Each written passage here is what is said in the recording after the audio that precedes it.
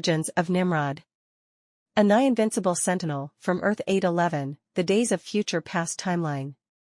This sentinel was created in an alternate reality Earth 811, Days of Future Past, and was the most advanced sentinel of that time. It first appeared in Uncanny X-Men number 191, March, 1985.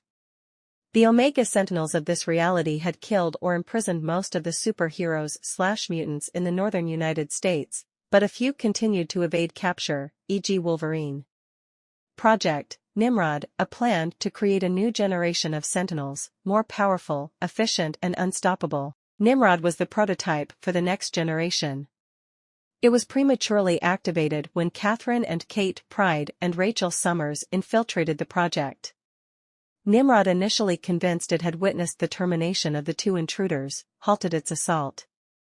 Kate saved Rachel after initiating a post-hypnotic command, a contingency plan, with the assistance of the Phoenix Force, boosting Rachel's latent secondary mutation, which thrust Rachel into the timestream.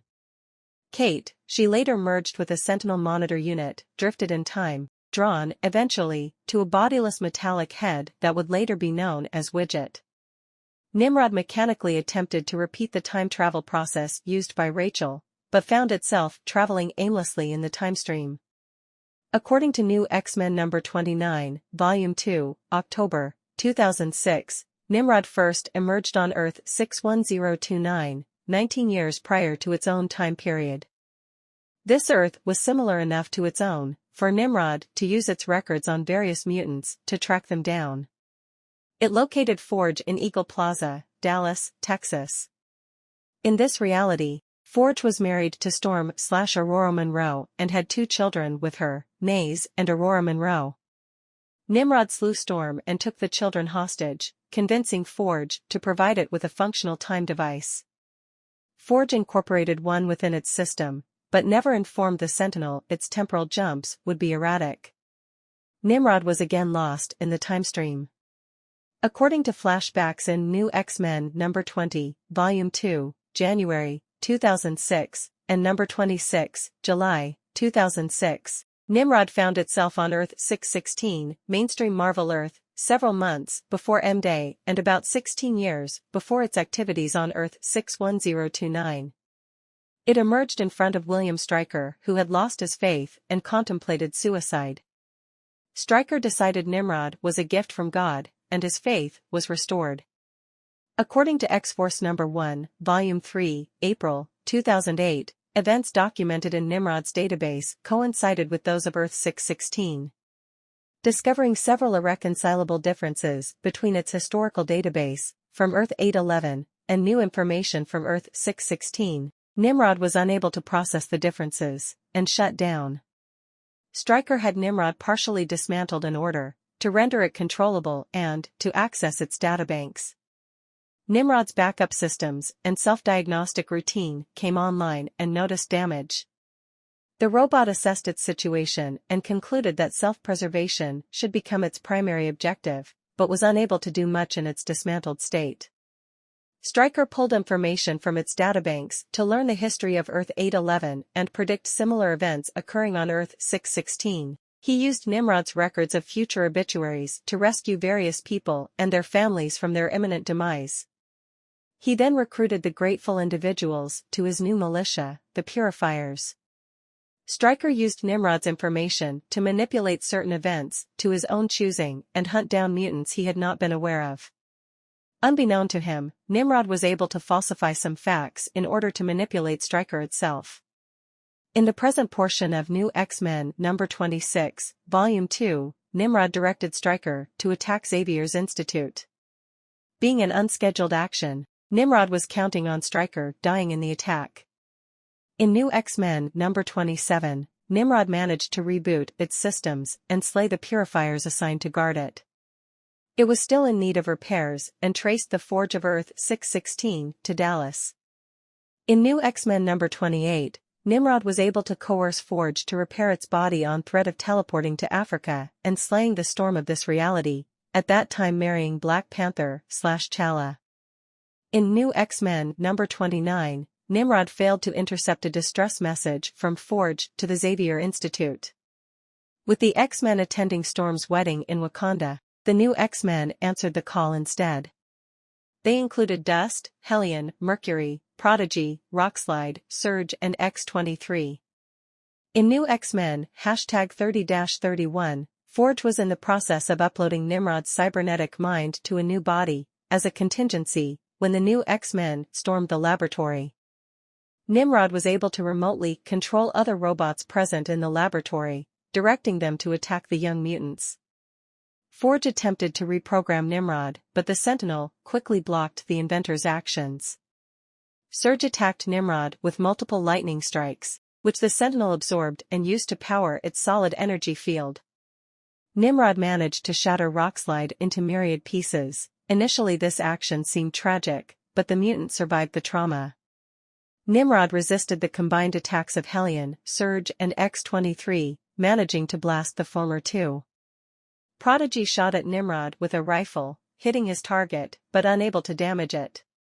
Dust was able to divert its attention while the others formulated an attack strategy. X-23 sliced open its chest cavity, but, in retaliation, was burned to a crisp. Elixir later used his powers to revive her. Surge drove her hands into Nimrod's chest. The robot was distracted at the time, electrocuting Mercury. This gave Surge enough time to overload Nimrod's time device. Without the device anchoring it in the present, Nimrod was sucked back into the time vortex, traveling aimlessly. Nimrod found itself drifting in the time stream with its databases and memories corrupted. At the end of the issue, Nimrod found itself jumping to the point of its arrival in Uncanny X-Men number 191, devoid of any recollection of its previous activity since departing Earth 811. In number 191, Nimrod arrived on Earth 616 at a point 35 years prior to its own creation. It saved Jamie Rodriguez, a fish porter, from a mugger. As seen in UXM number 189, January 1985, the original outcome had Rodriguez not surviving the incident. The necklace he carried on his person would release the spirit of Kulan Gaff and allow the Hyborian sorcerer to take over Manhattan. Instead, Nimrod's intervention led to the loss of the necklace and continued imprisonment for the sorcerer. By number 193, May 1985, Nimrod had assumed humanoid form, Nicholas Hunter, and moved in with Rodriguez and his family. He helped young Tomas Rodriguez, son of Jamie, with his homework and forged a friendship with the boy. He then used the computer of his young friend to find out more about the reality it was in, comparable to its own. It now considered its prime directive to be the protection of humanity through the extermination of mutants. When a television news bulletin reported Juggernaut being active in New York City again, Nimrod's directive initiated. In number 194, June 1985, Juggernaut was maintaining a low profile, using his civilian guise to visit the National United Bank and take care of his finances there.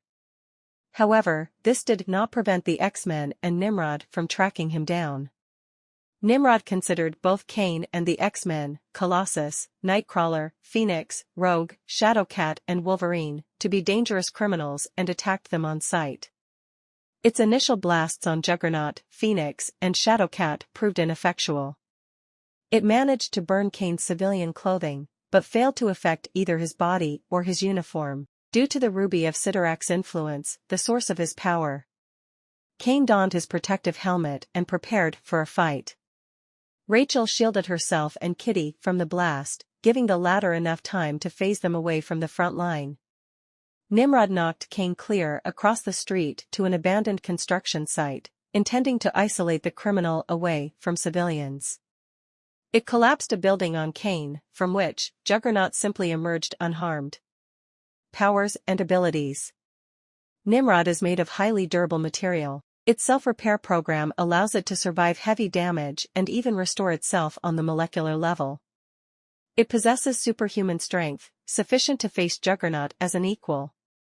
Its strength has been estimated in the range of 100 tons. Its body contains advanced computer systems.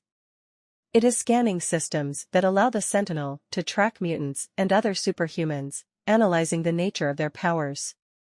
Nimrod can adapt its form and abilities to those of its opponents.